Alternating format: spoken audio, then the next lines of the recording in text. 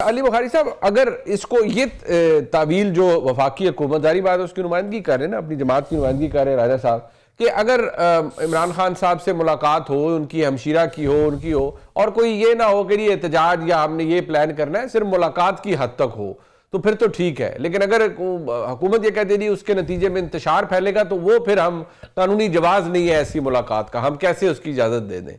और ये कि आफरीदी साहब की जो अलीजियंस है वो बेशक विद पीटीआई है, बट उनका फर्ज जो है towards the people of KPK है, रादर देन कि वो अपने बानी से मुलाकात के लिए इतने इस्तराब में रहे।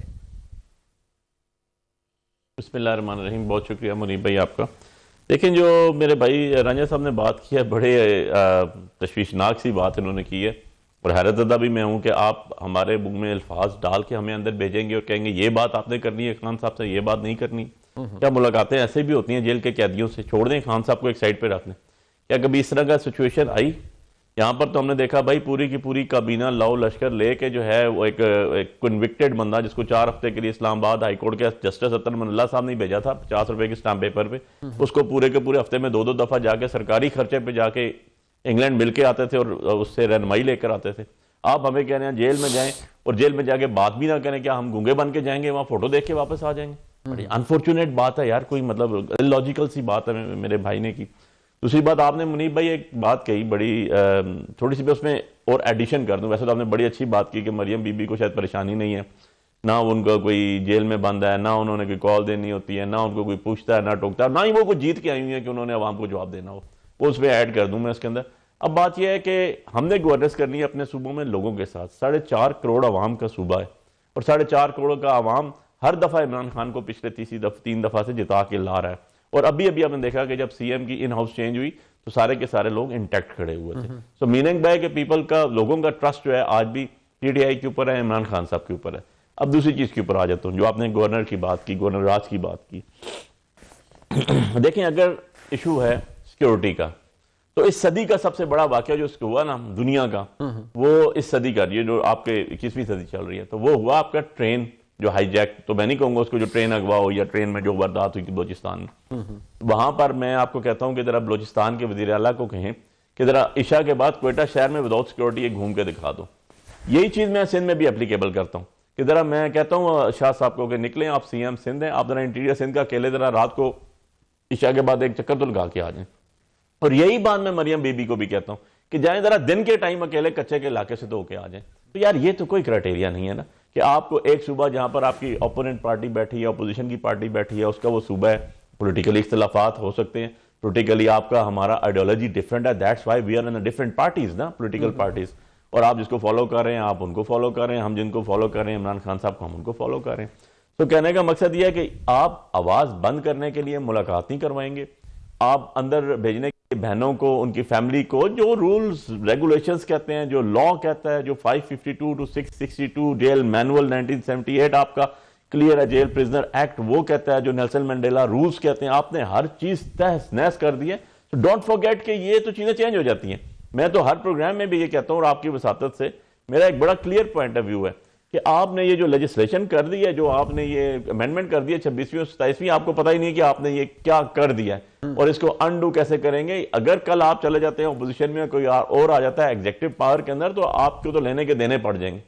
तो ये चीजें इस नहज पे लेके जा रहे हैं, इस तरह के प्रेसिडेंट्स बनाते जा रहे हैं जो कि कल बट एक सवाल ये भी तो है ना अली बुखारी साहब, एक सवाल ये भी है ना, एक सेकंड अली भाई, अगर ये सवाल भी तो है ना, देखिए कि जो वजीर आला इतने एक्सीडिंगली कंज्यूम्ड होगा सिर्फ इस चीज के अंदर कि मैं अब इस्लामाबाद हाईकोर्ट जा रहा हूं, मैं अब जेल अडयाला जेल के बाद 16 घंटे का धरना दे रहा हूं।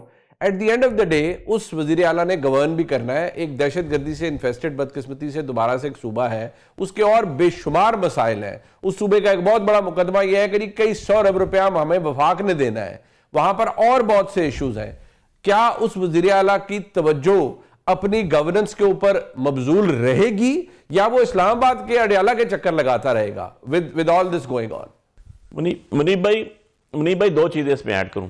वजीर आला हर जो है ना मिनिस्ट्री में खुद नहीं बैठा होता, उसके वज़रा, उसकी कैबिनेट इसीलिए बनाई जाती है जो कि वहां पर एक्शंस ले, और नीचे सेक्रेटरीज होते हैं। जो आपको पता है कि जो गवर्निंग बॉडी आपकी चल रही होती है, जो पाकिस्तान में तरीकाकार बजा है, उसके मुताबिक जो सेक्रेटरीज होते हैं वो रिस्पॉन्सिबल होते हैं, वो सारी मिनिस्ट्रीज चलाते हैं और सारे के सारे मिनिस्टर्स को, और अपनी मिनिस्टर अगर फॉर एग्जांपल नहीं भी है तो जो सेक्रेटरीज हैं उनका जो रूल ऑफ बिजनेस है उनको अलाउ करता है और वो चला रहे होते हैं, और सारी चीजें कंक्लूड करके जब आती हैं तो फाइनल डिसीजन आती है, तो वो उस टाइम आपके कैबिनेट के जो हेड होता है, चीफ एग्जीक्यूटिव होता है, उसकी जरूरत पड़ती है आपको। लेकिन मैं से एक स्टेप और आगे चला जाता हूँ यार, आपका चीफ कमिश्नर जो आपका चीफ सेक्रेटरी होता है वो तो फेडरल गवर्नमेंट अपॉइंट करती है, आपका आईजी जो है वो फेडरल गवर्नमेंट अपॉइंट करती है, आपके बॉर्डर की सिचुएशन की जिम्मेदारी फेडरल गवर्नमेंट के पास होती है, इसमें तो प्रोविंशियल गवर्नमेंट का है ही कुछ नहीं लेन देन। तो ये तो एक वैसे मिथ बनी तो है आप समझते हैं कि जो गवर्नर रूल की आज, क्योंकि आजम नजीर तारड़ साहब ने कहा ना, दौरे बता दें, मुझे खाली एक चीज ऐड करने दें मुनीब भाई आपकी इजाजत से, कि जरा मरियम बीबी के दौरे देख लें, जितना अरसा पाकिस्तान में महीने में रहती है ना, इतने अरसे में पाकिस्तान से बाहर रहती है, तो पीछे क्या सुबह कोई भी नहीं चला आ रहा होता। अच्छा, दूसरा आपका पॉइंट आ गया, बट अभी गवर्नर रूल के हवाले से आजम नजीर तारड़ साहब कह रहे हैं कि जी ये कोई मार्शल लॉ नहीं है, ये आइन का हिस्सा है और एक इमरजेंसी प्रोविजन है। इसका मतलब ये है कि there is a thought process behind it और एस्टिमेशन या सेटिस्फेक्शन सदर पाकिस्तान की है। The president act on the advice of the prime minister. अगर ये होता है तो क्या ब्लो बैक आएगा सूबाई हुकूमत से अली भाई?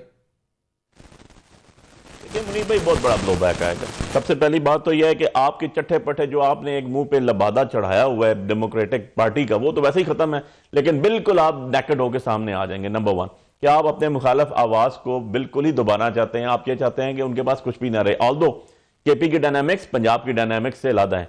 आप केपी को उठा के देख लें, पिछले 1.5-2 सालों में देख लें, किसी की बहन बेटी को थाने में लाके नहीं बिठाया गया, किसी के घर के अंदर पुलिस हो या कोई और इंस्टीट्यूशन हो उसके घर में नहीं घुसे, वहां के डायनामिक्स अलग है, वहां डाइजेस्ट करना is little bit difficult and impossible. जो पिछले आप तारीख 100 साल 200 साल की भी देख लें, तो आप कहते हैं कि बहुत ब्लो बैक आएगा, आपको लगता है बहुत ब्लो बैक आएगा? मैं थोड़ा सा इसको आगे लेके चलता हूं। मैं तो आपको तारीख की एक बात बता रहा हूं ना, बिल्कुल ठीक है, मैं तो तारीख की बात बता रहा हूं कि आप डायनामिक्स तो देख लें जरा, और अभी 2024 के इलेक्शंस की सूरत हाल देख लें, क्या वहां पर आपने देखा किसी की बहन बेटी बीवी को उठा के थाने में बिठाया हुआ? अच्छा, मैं आपको ऐसी एग्जांपल मिली किसी? मैं जरा इवन मस्जिदों में ऐलान हुए बिल्कुल किसी के घर में घुसेंगे तो सारा के सारा गांव खड़ा हो जाएगा। अच्छा, मुझे राना साहब एक बताइए, क्योंकि अभी भी सुबह जो नेशनल असेंबली के अंदर वफाकी वज़ीर कानून ये कह रहे हैं, ये आपकी खबर क्या, ये मतलब होता है ना एक धमकी है या वाकई कोई सीरियस इसके पीछे सोच है कि ये करना है और फिर उससे पहले गवर्नर को भी तब्दील करना है, या ये सिर्फ